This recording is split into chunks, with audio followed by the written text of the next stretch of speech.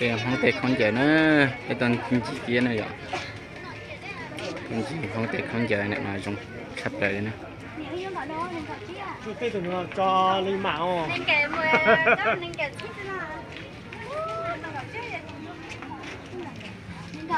cho để bên kia mong thế này thành ra hai nó lại tỏ bên kia không tăng thôi vậy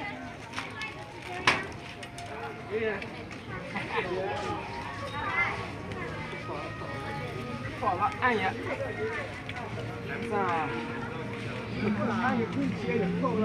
thành ra đây là bên không chạy mong thế này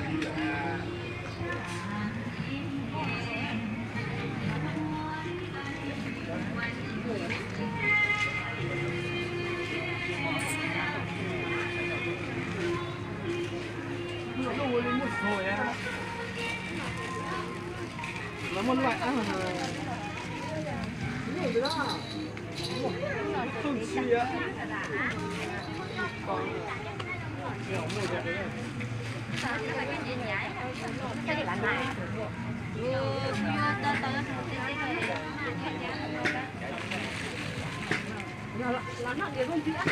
tàu sò ở bàn tàu này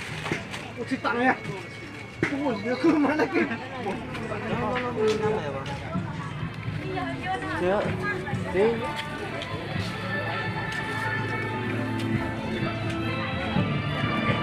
Nhiệt trời. Dạ.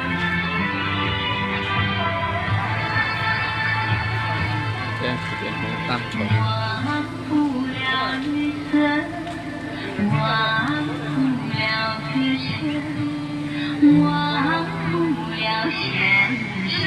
đang lấy thành thọ nữa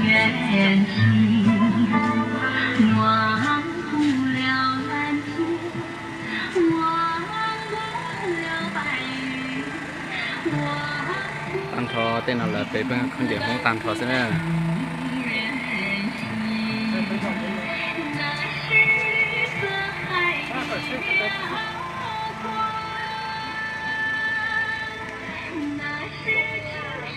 Bên này một từng nó bao tiền nhỉ?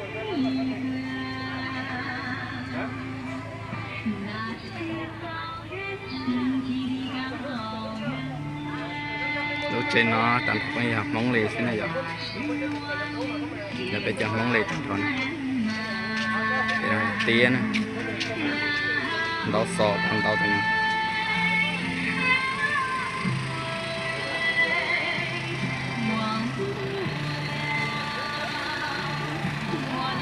cái kia hiện giờ Cái kia thì giá trả tôi cho bạn tôi chỉ kia chỉ là lấy